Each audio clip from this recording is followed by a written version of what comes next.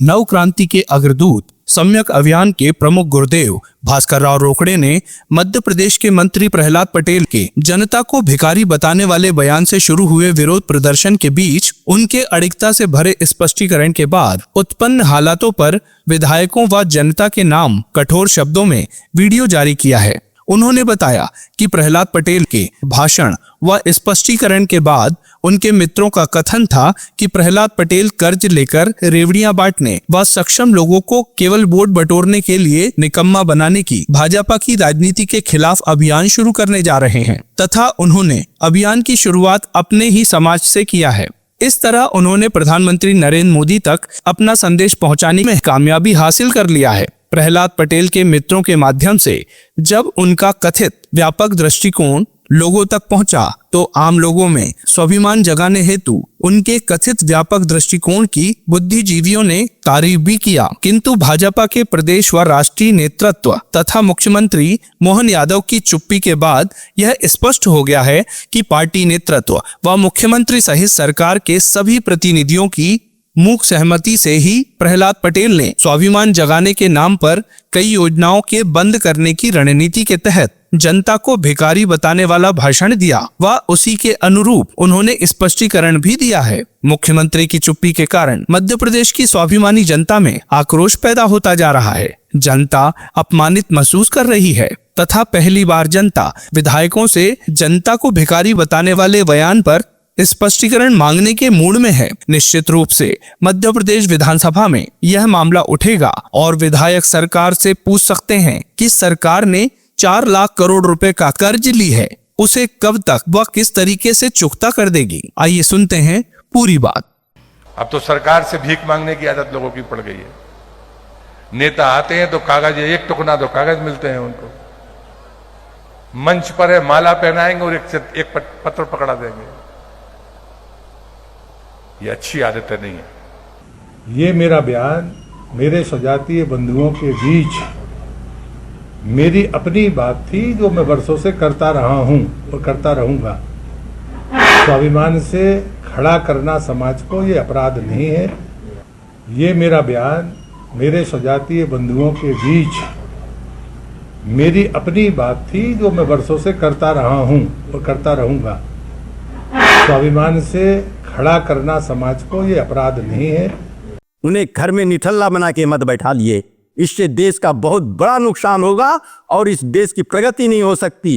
तो इस देश की प्रगति के लिए केवल भाजपा को सत्ता में बनाए रखने के लिए जो काम कर रहे हैं उनको रोकने के लिए प्रहलाद पटेल ने बहुत अच्छा अभियान किया है शुरू, और हम उनके साथ हैं। हम उन्हें बधाई देते हैं। और यदि उनको किसी किस्म का प्रेशर आ जाता है और उन्हें इस्तीफा भी देना पड़ता है तो मैं तो कहता हूं कि यदि वो नर्मदा किनारे आश्रम स्थापित करके मिशन चलाते हैं तो उनके इस मिशन से पूरे देशवासी जुड़ेंगे और नरेंद्र मोदी जी और उनकी पार्टी के जो जितने मुख्यमंत्री बने हैं ये कर्ज ले लेकर रेवड़ियां बांट रहे हैं, ये रेवड़ियां बांटने के पद्धति को पूर्णतः समाप्त कर देंगे। मध्य प्रदेश शासन के पंचायत एवं ग्रामीण विकास मंत्री प्रहलाद पटेल ने राजगढ़ जिले के सुथालिया में एक कार्यक्रम के दौरान जनता को भिखारी निरूपित किया। उस पर मैंने उस घटना के बाद एक वीडियो जारी किया था। उसके पश्चात कुछ तरह तरह की प्रतिक्रियाएं सामने आए। लोगों ने बिना आशय को समझे ही ये कहना शुरू कर दिया कि आखिर रोकड़े जी कांग्रेस के हैं तो उन्होंने भाजपा नेता की तारीफ क्यों किया। जिसने जनता को भिखारी निरूपित कर दिया हो उसकी तारीफ करने का क्या औचित्य है। यही बात नहीं रुकी। विंध्य क्षेत्र से 2 नेता जिसमें एक तो कांग्रेस के हैं और एक बीजेपी के हैं। इन दोनों ने तो सन 2018 के विधानसभा चुनाव के घटनाक्रम को याद करते हुए कई लोगों के सामने अपनी टिप्पणी दी कि ये वही भास्कर राव रोकड़े हैं जिन्होंने सन 2018 के चुनाव के ठीक पहले भाजपा नेताओं के साथ मिलकर कांग्रेस का प्रचार शुरू किया था। ये समझ नहीं आता कि ये कभी कभी बातों में बोलते हैं कि कई लोग सत्ता से जुड़कर अपना कारोबार कर रहे हैं, तो आखिर रोकड़े जी कौन सा संदेश देना चाहते हैं? बात जब बहुत गंभीर स्तर की हो जाती है तब उसे आई गई नहीं करना चाहिए, उसे स्पष्ट रूप से जनता के सामने रखना ही चाहिए। मैंने प्रहलाद पटेल जी के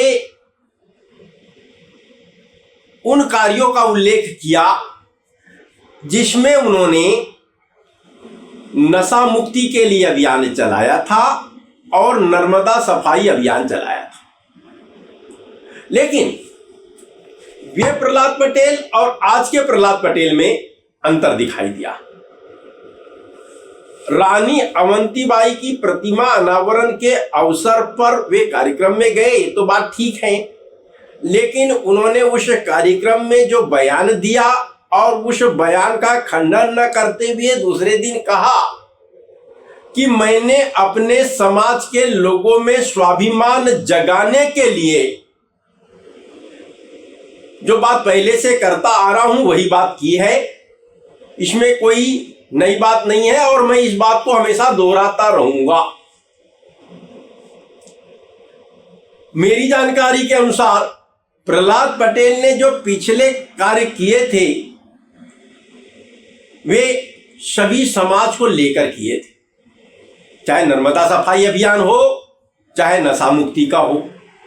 उस समय उन्हें एक जाति का नेता किसी ने नहीं माना। अब शायद ऐसी होड़ मच गई, मुझे ऐसा जान पड़ता है कि प्रहलाद पटेल के मन में भी यह बात आई कि लोधी समाज के वे सबसे बड़े नेता हैं, अब उमा भारती नहीं। तो उमा भारती और उन दोनों के बीच में, उमा भारती और प्रहलाद पटेल के बीच में लोधी समाज का बड़ा नेता कौन, ये दौड़ शुरू हो गई। अब ये प्रतिस्पर्धा शुरू हो गई है। अब इस प्रतिस्पर्धा के चलते उन्होंने अपने आप को लोधी समाज का नेता बताने का प्रयास किया है। अब बात यह आती है कि क्या सुथालिया में केवल लोधी समाज के ही लोग थे? ऐसा नहीं, उसमें अन्य समाज के भी लोग थे। क्या नरसिंहपुर विधानसभा क्षेत्र में केवल लोधी समाज के नेताओं ने ही प्रहलाद पटेल को विधायक बनाया है? ये भी बिल्कुल गलत है। उन्हें अन्य समाज के लोगों ने विधायक बनाया है। तब वे अपने आप को केवल लोधी समाज का नेता क्यों निरूपित कर रहे हैं? क्या ये उचित है? अब एक बात ये आती है कि सुथालिया में उन्होंने जो भाषण दिया उस भाषण को केवल प्रहलाद पटेल का भाषण या प्रहलाद पटेल के शब्द नहीं कहे जा सकते, क्योंकि प्रहलाद पटेल की व्यक्तिगत छवि चाहे जो हो, वे अब चाहे किसी भी सार्वजनिक कार्यक्रम में भाग लेंगे, निश्चित रूप से उन्हें प्रदेश शासन का प्रतिनिधि ही माना जाएगा और वे प्रदेश शासन का प्रतिनिधित्व करते हुए ही शब्द देंगे। अर्थात उन्होंने जो कुछ कहा वो उनके अकेले के शब्द नहीं है, बल्कि उसके लिए उत्तरदायी मध्य प्रदेश के मुख्यमंत्री मोहन यादव जी भी हैं। अब एक सवाल ये उठता है कि मोहन यादव जी ने क्या उनके बयान का खंडन किया?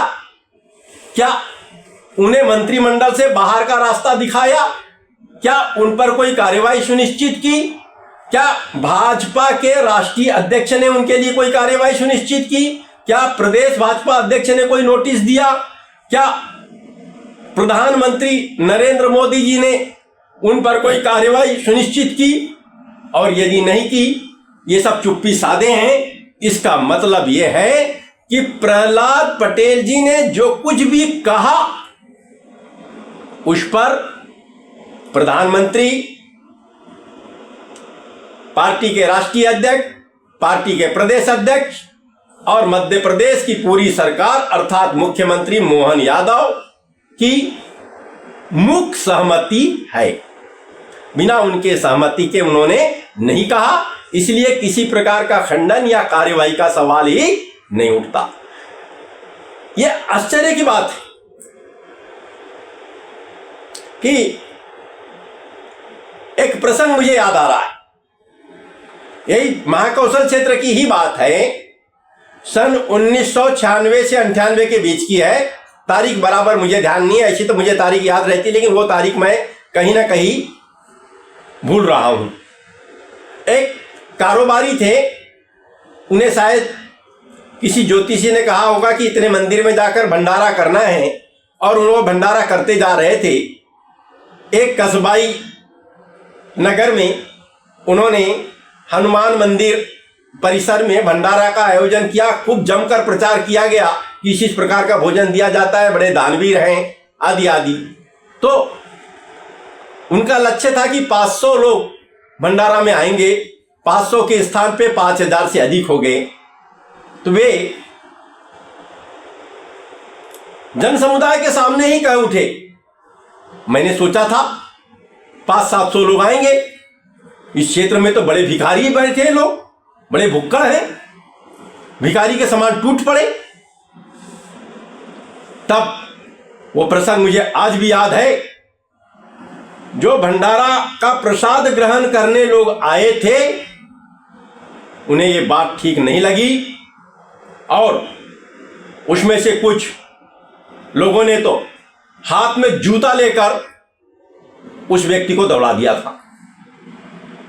बड़ी मुश्किल से मामले को शांत किया गया था। उस समय के अखबारों की सुर्खियां थी वह घटना। यह साधारण बात नहीं है। जनता को कोई भिखारी कह दे और जनता चुपचाप स्वीकार करे, यह संभव नहीं। यह बात मैंने क्यों तारीफ किया, यहां बात बार बार आती कि मैंने क्यों तारीफ किया। मैंने कहा कि यदि प्रहलाद पटेल जी मुफ्त की रेवड़ियां बांटने के खिलाफ समाज को कड़ा संदेश देते हुए स्वाभिमान जगाने के लिए बड़ा अभियान चलाते हैं, मंत्री पद का मोह त्याग देते हैं, नर्मदा परिक्रमा उन्होंने किया है, नर्मदा किनारे कोई आश्रम स्थापित कर लेते हैं, तब निश्चित रूप से जन समुदाय उनके साथ चलने लगेगा, क्योंकि स्वाभिमान जगाने का अभियान निसंदेह देश को आत्मनिर्भर बनाने वाला अभियान माना जाएगा। यह एक अच्छी बात, अगर ऐसा कोई करता है। अब सवाल आता है, मैं इस मुद्दे पे और आगे जाऊंगा, लेकिन आगे बात रखने के पहले भाजपा के साथ मेरे जो संबंध गिनाए जा रहे हैं, कभी मेरे किसी भाजपा नेता के साथ सीधे ऐसे संबंध है या नहीं है बात अलग है। मीडिया में था, लेखक था, आते जाते मिलते रहे हैं, लेकिन जब मैंने कांग्रेस के लिए विशुद्ध रूप से अभियान शुरू किया है तो भाजपा नेताओं से मैं सीधे तौर पे कोई संबंध नहीं रखता। लेकिन 30 अगस्त सन 2018 को मैंने छिंदवाड़ा मॉडल नामक पुस्तक की रचना किया था। और वो पुस्तक की रचना क्यों किया? उससे पहले मध्य प्रदेश के तत्कालीन मुख्यमंत्री शिवराज सिंह चौहान ने पूरे प्रदेश में विकास रथ निकाली थी और वे अपने विकास की गाथा लोगों को सुना रहे थे। उनकी विकास गाथा में मुझे कोई विकसित प्रतिमान स्पष्ट रूप से दिखाई नहीं दिए, जबकि मैंने छिंदवाड़ा का दौरा किया तो मुझे लगा कि न केवल विकासशील बल्कि विकसित प्रतिमानों को देखना है तो इस जिले में देखा जा सकता है। 1980 से पहले छिंदवाड़ा क्या था और 1980 के बाद किस तरह से क्रमबद्ध विकास का मॉडल प्रस्तुत करते हुए छिंदवाड़ा को न केवल प्रदेश का बल्कि देश का सबसे विकसित जिला बना दिया गया है, उस बात पर मैंने 80 से पूर्व का छिंदवाड़ा और 80 के बाद के छिंदवाड़ा पर प्रकाश डालती हुई पुस्तक लिखी थी। और मैंने इस संबंध में पूर्व मुख्यमंत्री स्वर्गीय बाबूलाल गौर जी से बात किया तो उन्होंने कहा कि आपने केवल कमलनाथ पर किताब तो नहीं लिखी है, ये तो सर्वांगीण विकास का मॉडल है, तो निश्चित रूप से मैं इसके विमोचन में आऊंगा। और वे उस विमोचन में मुख्य अतिथि के रूप में शामिल हुए। एक भाजपा के वरिष्ठ नेता पूर्व मंत्री विजय पाटनी जी उस विमोचन समारोह में शामिल हुए और स्वर्गीय बाबूलाल गौर जी ने स्पष्ट किया कि यदि सर्वांगीण विकास का मॉडल छिंदवाड़ा प्रस्तुत कर रहा है तो पार्टी के नेताओं से वे आग्रह करेंगे कि वे दलगत भावना को नकार कर सर्वांगीण विकास के मॉडल को अपनाकर प्रदेश का सर्वांगीण विकास सुनिश्चित करें। ये बात उन्होंने रखी थी। विजय पाटनी जी इससे कुछ कदम आगे बढ़े और उन्होंने कहा कि क्रमबद्ध विकास का जीवंत मॉडल छिंदवाड़ा है, यदि इसे अपना लिया जाता है तो मध्य प्रदेश न केवल देश में बल्कि विश्व में सबसे विकसित राज्य बन सकता है। उसके पश्चात छिंदवाड़ा में 12 सितंबर को तत्कालीन केंद्रीय राज्य मंत्री का दर्जा प्राप्त अनुसूचित जनजाति आयोग की उपाध्यक्ष सुश्री अनुसुईया उइके, जो उसके बाद में छत्तीसगढ़ और मणिपुर की राज्यपाल पद पर रही है, ने भागीदारी निभाते हुए स्पष्ट की कि छिंदवाड़ा का जो विकास हुआ है वह देश में अन्यत्र कहीं देखने में नहीं मिलता। और बाकायदा उनने कमलनाथ जी को छिंदवाड़ा को विकास के मॉडल के रूप में प्रस्तुत करने के लिए बधाई भी मंच से दी थी। इंदौर में मध्य प्रदेश खादी ग्रामोद्योग बोर्ड के पूर्व उपाध्यक्ष रहे पूर्व विधायक वरिष्ठ भाजपा नेता सत्यनारायण सत्तन जी ने भी यह स्पष्ट किया था। उन्होंने मेरे नाम का उल्लेख करते हुए कहा था कि भास्कर की किरणें कमलनाथ नाम के कमल पर जब पड़ेगी तो निश्चित कमल खिलेगा। और उन्होंने स्पष्ट कहा था इस बात को आगे बढ़ाते हुए कि मेरा आशय पार्टी का प्रचार करना नहीं है, बल्कि मेरा आशय यह है कि छिंदवाड़ा जैसे अत्यंत पिछड़े क्षेत्र का जो विकास हुआ है उस पर प्रकाश डालकर एक बड़ा काम किया जा रहा है। इससे अन्य जिले के लोगों में भी विकास के प्रति लगाव होगा, झुकाव होगा और वे सर्वांगीण विकास की ओर बढ़ने लगेंगे, मतलब विकासशील दृष्टिकोण की उत्पत्ति होगी। तो ये वरिष्ठ भाजपा नेता जो थे उस समय के, वे लोग विशुद्ध भावों से सर्वांगीण विकास के प्रति संकल्पित होकर के अपनी बात रख रहे थे। मैंने मध्य प्रदेश के अन्य जिलों में भी जाके कार्यक्रम किया और वहां कई भाजपा नेताओं ने भाग लिया था।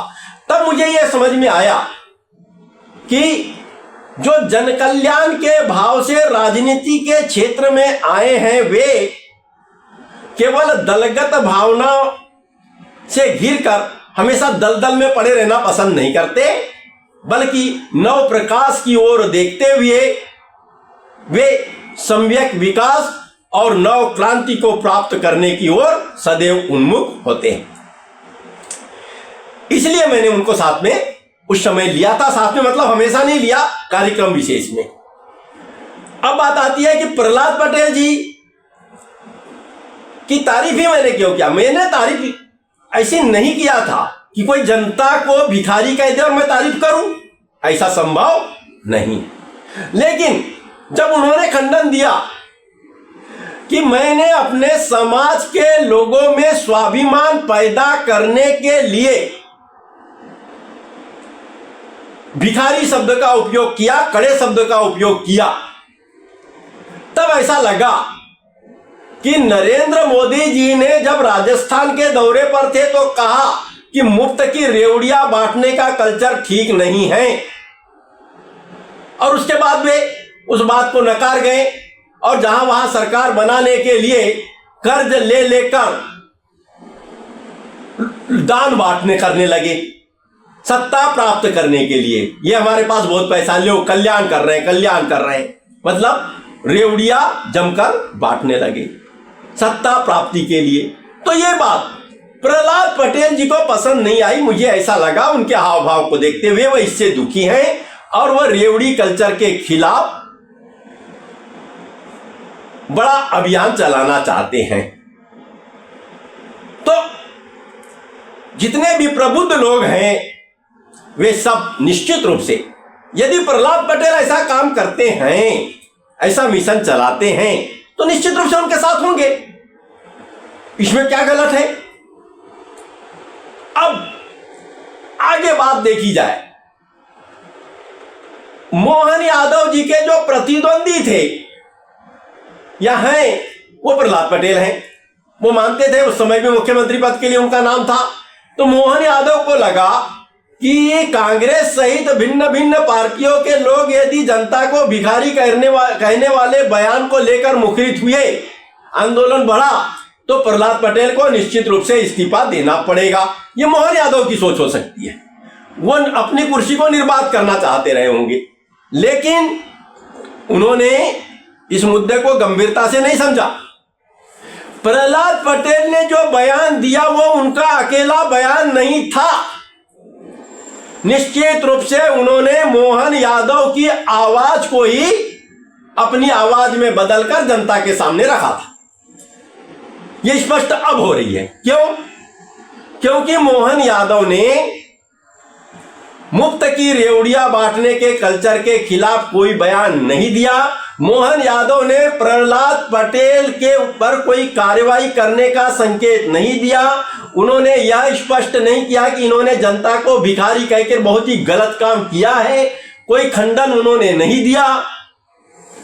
तो निश्चित रूप से उनकी चुप्पी में उनकी सहमति उजागर हो रही है। केवल उन्हीं की नहीं, प्रधानमंत्री जी की भी हो रही है। पार्टी के राष्ट्रीय अध्यक्ष और प्रदेश अध्यक्ष की भी सहमति उजागर हो रही है। और अभी हाल ही में जब आपने बजट रखा है, अभी विधानसभा में बजट पर चर्चा भी हो रही है, मोहन यादव जी आपको बताना पड़ेगा कि 4 लाख करोड़ रुपए का कर्ज इस मध्य प्रदेश पर हो गया है। इस 4 लाख करोड़ रुपए के कर्ज को आप किस तरह से चुकाएंगे, कितने दिनों में चुकाएंगे, आपने क्या योजना बनाई है? क्या ऐसे ही कर्ज लेते जाएंगे? इस जनता को, इस प्रदेश की जनता को आप किस तरह से कर्ज मुक्त करेंगे? संस्कृत के कई श्लोक में है, इस बात का उल्लेख है, हमारे धर्म ग्रंथों में उल्लेख है, पुराणों में उल्लेख है कि कर्ज लेकर दान देना उचित नहीं है, इसकी निंदा की गई है। आप कर्ज लिए जा रहे हैं और ये दान नहीं कर रहे हैं, आप दान का बहाना है, आपका कल्याण का बहाना है आपका। आप तो वोट बैंक को अपने पक्ष में करने के लिए, एक प्रकार से अप्रत्यक्ष रूप से कहें तो वोट खरीदने के लिए आप प्रयास कर रहे हैं। और बड़ी आश्चर्य की बात है, महाकौशल के ही एक नेता के बारे में अभी मैं आना चाहूंगा, जो वर्तमान में भी विधायक हैं, नाम नहीं लेना चाहता, सभी जानते हैं, ऐसा जग जाहिर है कि वो प्रत्यक्ष अप्रत्यक्ष सभी तरह से शराब का कारोबार करते हैं। लगातार 3-4 बार से विधायक भी हैं। एक बार नशा मुक्ति का अभियान चला, उसमें मुख्य अतिथि के रूप में वे गए और उन्होंने कहा कि शराब आपको कोई फ्री में भी दे दे तो पीना ठीक नहीं है, या स्वास्थ्य के लिए नुकसानदेह होने के साथ साथ पूरे परिवार को नेस्त नाबूद करने वाली मानी जाती।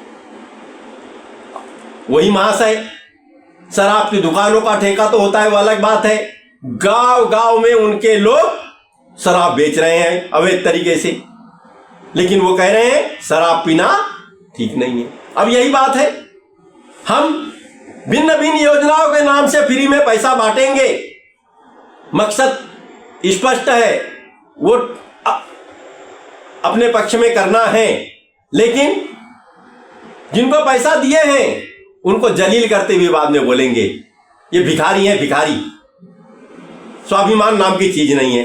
तो भैया आप दान के नाम पर दे रहे हो और जो प्रसाद समझकर ग्रहण कर रहे हैं उन्हें भिखारी कह रहे हो। ये कहाँ की पद्धति है? ये कैसी पद्धति है? क्या इसे जनता स्वीकार करेगी? अरे आप में ताकत नहीं है तो आप क्यों दे रहे हो? आपके पास इतनी आय नहीं है तो क्यों मुफ्त की योजनाएं चला रहे हो? आप ये मुफ्त की योजनाएं बंद करके बताइए। ठीक है, नहीं करते तो आप बता दीजिए कि ये 4 लाख करोड़ रुपए का जो कर्जा आपने लिया है इसे कितने दिनों में किस पद्धति से चुकाएंगे। और यदि आप ये नहीं बता सकते और जनता को इस तरह से अपमानित करते हैं, जनता को भिखारी कहते रहते हैं, तो जनता उस शांत ज्वालामुखी के समान है जो असमय फटती नहीं, लेकिन जब सीमा पार हो जाती है तब वो ज्वालामुखी फटता है, गरम लावा निकलता है और सब कुछ जलाकर रख देता है। कि जनता भिखारी जैसे अपमानजनक शब्द को बर्दाश्त नहीं कर सकती। और मेरा विधायकों से आग्रह है, चाहे वे कांग्रेस के विधायक हो चाहे भाजपा के विधायक हो, यदि वे अपनी जनता को भिखारी नहीं मानते तो विधानसभा में जाकर इस बात को रखे कि जिसने भी इस बात को किया है उस पर कार्रवाई होनी चाहिए।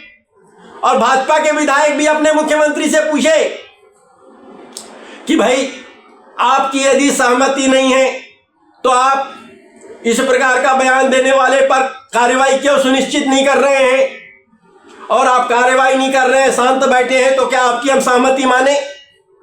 और बीजेपी कांग्रेस के नेता, कांग्रेस के विधायक उनसे पूछे कि ये 4 लाख करोड़ रुपए का कर्ज जो प्रदेशवासियों पर आपने थोपा है और जो मुफ्त की रेवड़ियां बांट रहे हैं, तो ये 4 लाख करोड़ का कर्ज का भुगतान कैसे करेंगे,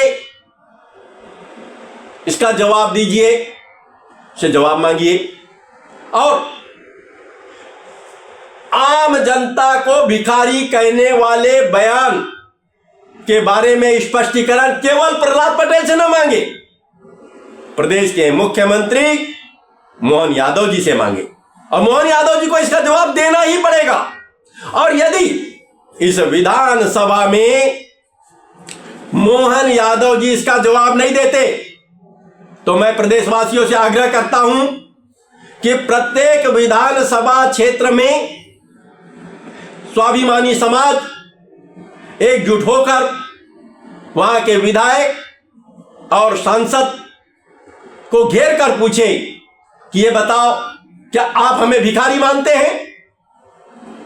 आप इसका जवाब दीजिए। और यदि आप हमें भिखारी नहीं मानते तो अपने विधायक और सांसद पद से इस्तीफा दीजिए, हमारे साथ चलिए, अभियान चलाइए, हमारे स्वाभिमान की लड़ाई में साथ हो जाइए। और यदि वो ऐसा नहीं करते तो विधायकों और सांसदों को घेर कर अभियान चलाने की जरूरत है। लेकिन पहले विधानसभा में इसकी शुरुआत 17 तारीख से होनी चाहिए। यह जनता के स्वाभिमान का सवाल है। जनता के स्वाभिमान के साथ खेल नहीं किया जा सकता। जो भी विधायक शांत रहेगा इस मुद्दे पे, चाहे वो कांग्रेस का हो चाहे भाजपा का हो, तो उसे मान लिया जाएगा शांत बैठा हुआ विधायक जनता को भिखारी मान रहा है। और यदि वो जनता को भिखारी नहीं मान रहा है तो मुखरित होकर इसका विरोध करे, तब जनता मानेगी कि वे सही मायने में हमारे जनप्रतिनिधि हैं। तो मैं आज इस वीडियो के माध्यम से आम जनता से अपील भी करता हूं कि वे जो 1996 से 98 के बीच भंडारा का आयोजन करने वाले व्यक्ति ने आक्रोश में आकर भंडारा की प्रसाद ग्रहण करने वालों को भिखारी कह दिया था और उनको हाथ में जूता लेकर दौड़ा दिया गया था, उससे अप्रिय स्थिति पैदा हो गई थी। ऐसी अप्रिय स्थिति पैदा न हो इसका ध्यान रखें। किसी को भी अनावश्यक आक्रोश में आकर कानून को अपने हाथ में नहीं लेना है, हिंसा का सहारा नहीं लेना है, बल्कि जन जागरण करके स्वाभिमान के लिए पूर्णतः अहिंसक अभियान चलाने की आवश्यकता है। और मैं ये कहना एक बात और स्पष्ट करना चाहता हूं, पूर्व मुख्यमंत्री पंडित श्यामाचरण शुक्ल जी से एक वरिष्ठ IAS अधिकारी ने कहा कि साहब ये राहत कार्य के तहत जो सड़क निर्माण का काम चल रहा है वहां 55 साल से अधिक उम्र के जो बुजुर्ग हो गए हैं उन्हें पेड़ के नीचे बैठाकर मिट्टी के बड़े बड़े ढेले उनके पास रखे जाते हैं और वो हथौड़ी से फोड़ते हैं, उसको चूरा करते हैं और फिर उस मिट्टी को ले जाके सड़क पर डाला जाता है। इसकी कोई आवश्यकता नहीं है। यदि वो पूरे ढेले मिट्टी के सड़क पर डाल दिए जाए, उस पर रोलर चला दिया जाए तो वो मिट्टी अपने आप चूरा हो जाएगी। ये पैसा भी अनावश्यक रूप से जा रहा है। तो पंडित श्यामाचरण शुक्ला जी ने जवाब दिया उन्हें, भले ये नफा नुकसान के लिए नहीं है, ये 55 वर्ष से अधिक उम्र के जो लोग अब सड़क पर काम नहीं कर पा रहे हैं, मिट्टी खोद नहीं पा रहे हैं, मिट्टी सड़क पर नहीं डाल पा रहे हैं, उन्हें पेड़ के नीचे छांव में बैठकर काम करने के लिए ये योजना शुरू की गई है। और ये इसलिए की गई है ताकि वे दिन भर वहां काम करें और सप्ताह में उनको जो मजदूरी मिले तो घर में जाकर के कहे, अपने बच्चों को कहे कि ये मेरे कमाई का पैसा है, मैं अपनी कमाई का खा रहा हूं। मतलब उसका स्वाभिमान बना रहे। यदि वो कुछ करेगा नहीं, घर में बैठा रहेगा, तो घर में उनके बच्चे कहेंगे इनको हमें इनका पालन करना पड़ रहा है, इनकी सेवा करनी पड़ रही है, इनके 2 वक्त की रोटी हम खिला रहे हैं। लेकिन वो अपनी कमाई से खाएंगे तो उनका स्वाभिमान बरकरार रहे। ये बड़ी महत्वपूर्ण बात है, ये शिक्षाप्रद बात है, यहां स्वाभिमान की बात है। अब प्रहलाद पटेल जी कह रहे हैं मैं स्वाभिमान जगाने के लिए जनता को भिखारी कह दिया। यानी जनता को भिखारी उन्होंने कहा, उस बात को सही निरूपित कर रहे। उनको लगता है कि ये सरकार की मुफ्त की रेवड़ियां लेने की जो आदत इनकी बन गई है, यदि वो ऐसे कड़े शब्दों का उपयोग करेंगे तो वो छूटेगी और इनमें स्वाभिमान जागेगा। एक बात और, वो कह सकते हैं कि मैं मुफ्त की रेवड़ियों के लिए नहीं बोला था, मैंने कहा था कि ये माला पहनाने आते हैं और साथ में एक कागज लेके आते हैं, टोकरियों में कागज जमा हो जाते हैं। तो ये माला पहनाना, स्वागत करने के बहाने कागज थमाना और मांग करना, ये ठीक नहीं है, ये भिखारी जैसी आदत है। तो हम भी जब बच्चे थे छोटे तब भी हमने देखा है, विधायक, मंत्री, सांसद दौरे पर आते थे तो वहां की स्थानीय जनता निश्चित रूप से मांग पत्र प्रस्तुत करती थी। यह पुरानी परंपरा है, लोकतांत्रिक व्यवस्था की का ये सिस्टम है, इसे एकाएक खत्म नहीं किया जा सकता। मांग पत्र देने वाले को भिखारी निरूपित नहीं कर सकते, कोई भी नेता नहीं कर सकता। और यदि भाजपा कहती है कि मांग पत्र देने वाले भिखारी होते हैं, यह बहुत ही दुर्भाग्यपूर्ण है। जनता का आक्रोश शांत ज्वालामुखी से जिस तरीके से लावा फूटकर निकलता है, उसी तरह से एक न एक दिन निकलेगा और तब इसका खामियाजा ठीक नहीं होगा। तो मैं आग्रह करता हूं भाजपा के नेताओं से, मुख्यमंत्री मोहन यादव जी से कि वे शांत जनता को अनावश्यक आक्रोश में आने से रोके और इस मुद्दे पर अपना विचार स्पष्ट रखे और वो बताए कि वो जनता को भिखारी मानते हैं क्या मालिक मानते हैं, ये स्पष्ट करना होगा। और यदि वो स्पष्ट नहीं करते तो जनता निश्चित रूप से ये चंद दिन, 8 दिन, 15 दिन आप अपने स्वार्थ के हिसाब से बोल रहे हो सड़क पर उतर जाए और संबंधित का इस्तीफा हो जाए, ये तो नहीं होगा। आगे जाके आपको खुद को इस्तीफा देना पड़ेगा, क्योंकि आपकी सहमति से प्रहलाद पटेल जी ने जनता को भिखारी कहा है और ये स्पष्ट हो चुका है, क्योंकि आप अब तक चुपचाप बैठे हुए हैं और ये चुपचाप बैठना ही आपकी मुख सहमति को उजागर कर रहा है। इन्हीं बातों के साथ में जनता से अपील करता हूं कि अपने अधिकारों की लड़ाई लड़ने के लिए, अपने स्वाभिमान की लड़ाई लड़ने के लिए सदैव तत्पर रहे, लेकिन हिंसा का सहारा कतई न ले। धन्यवाद।